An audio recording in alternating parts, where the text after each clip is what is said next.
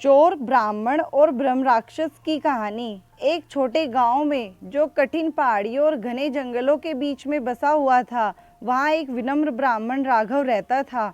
वह गहरी भक्ति का आदमी था। उसे उसकी महानता और ज्ञान की वजह से जाना जाता था। गांव के लोग उन्हें बहुत मानते थे और वह उनकी भलाई का विश्वास रखकर उनकी सेवा करते थे। लेकिन किस्मत के अपने तरीके होते हैं और कभी कभी यह पवित्र आत्माओं को अपने सबसे अंधेरे परीक्षणों में ले जाता है। एक दुर्भाग्यपूर्ण रात को एक बदनाम चोर केशव ने अपने अपराधों के लिए उस गांव में प्रवेश किया। उसका लक्ष्य था केवल ब्राह्मण के निवास स्थान पर ही चोरी करे। उसे वहीं रहस्यमय खजाना छुपा होने का संकेत मिला था। जैसे जैसे रात बढ़ी, केशव धीरे धीरे राघव के आवास में घुसा। ब्राह्मण गहरे ध्यान में था, उनको खतरे का पता तक नहीं चला। केशव ने खजाने की खोज की, खजाने का पता लगाने की आशा में सब कुछ उलट दिया। अचानक अलौकिक रोशनी कमरे में भर गई, हवा तेज हो गई और केशव को उसकी रीढ़ के ऊपर एक ठंडक का एहसास हुआ।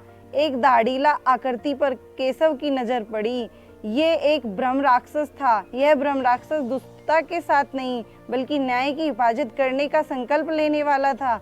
मूर्ख मानव, ब्रह्म राक्षस की आवाज गूंजी, तुम इस पवित्र स्थल की शांति को बाधित करने का साहस करते हो। अब जाओ या बुरे परिणामों का सामना करो। डर से प्रेरित केशव ने भागने की कोशिश की, लेकिन ब्रह्म राक्षस की शक्ति बहुत ज्यादा थी। वह फंस गया। ब्राह्मण, जो घटना की आवाजों को महसूस कर रहे थे, कमरे में दौड़ा और आए।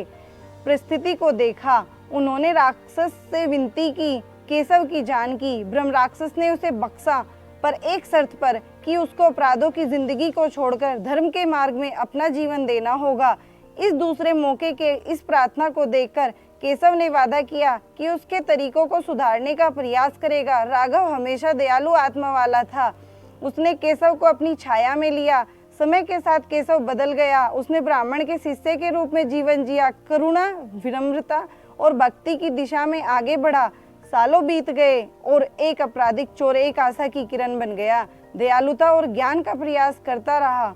गांव वालों को उसका कोई डर नहीं था, बल्कि उसका सम्मान करते और उसकी प्रशंसा करते थे। ब्रह्म राक्षस अपने कर्तव्य को पूरा कर गायब हो गया, एक गांव को छोड़कर जिसे पुनर्धारण की शक्ति ने आशीर्वादित किया था। राघव, केशव और ब्रह्म राक्षस की कहानी एक पौराणिक कहानी बन गई। पीढ़ियों के माध्यम से बड़े लोगों की करुणा और बुराई की अंधकार में भी बदलाव की सामर्थ्य का उजागर करती है। यह दर्शाता है कि भलाई की विजय अंधेरे के दिल में भी किसी के साथ कुछ अच्छा हो सकता है।